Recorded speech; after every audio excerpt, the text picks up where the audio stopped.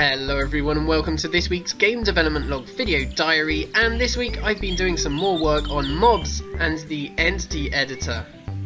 So last week I did a lot of work with the server and I restructured all of the code for server controlled entities such as mobs. And this week I've been adding ways to create these entities in the entity editor. Animated entities such as this bear now have a new possible component, which is this live movement component here. This gives the entity the ability to move and allows you to decide on different settings to do with the entity's movement. So I'll set a few of these animations, which it actually loads up from Collada files, and you can already see in the preview that the entity is now animated.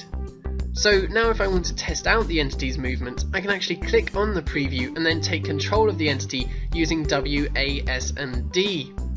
Unfortunately, I'm not very good at animating, so it doesn't look as good as it could. Although I do think I got the jumping animation pretty much spot on.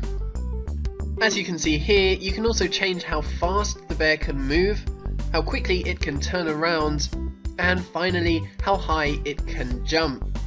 I'll also be adding many more components for mobs like health bar and combat components, as well as different AI components in the future, but for now I just have this simple movement. I will be adding a feature to the world editor that will allow you to decide where mobs can spawn, but for now I've just had to hard code the entities into the server code to determine how many of each entity can spawn in which locations. So if we now have a look at this in the game, you can see that the bears are roaming happily around, using those animations that I set for them earlier in the entity editor. At the moment their movement is pretty simple, but in the future I'll be adding some more AI options to the entity editor to make sure that mobs are a bit more intelligent and lifelike. Also this week there have been loads more models and items sent in, which is brilliant, and I'm so grateful for everyone who is getting involved.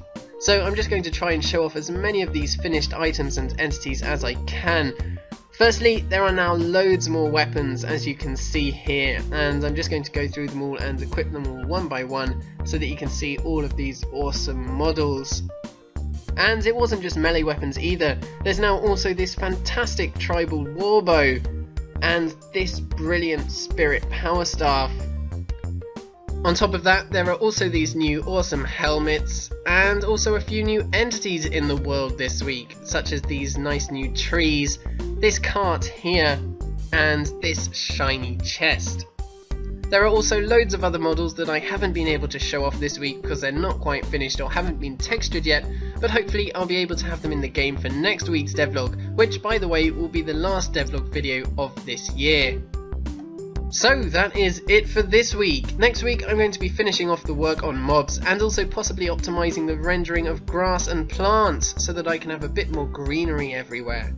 Thanks again to everyone who's contributed this week. Names of everyone whose content was shown in this video are in the description below, so do check that out.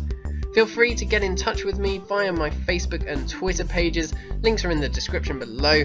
But yeah, thank you guys very much for watching this video. Do subscribe if you haven't already. Have a wonderful week, and I will see you all next time.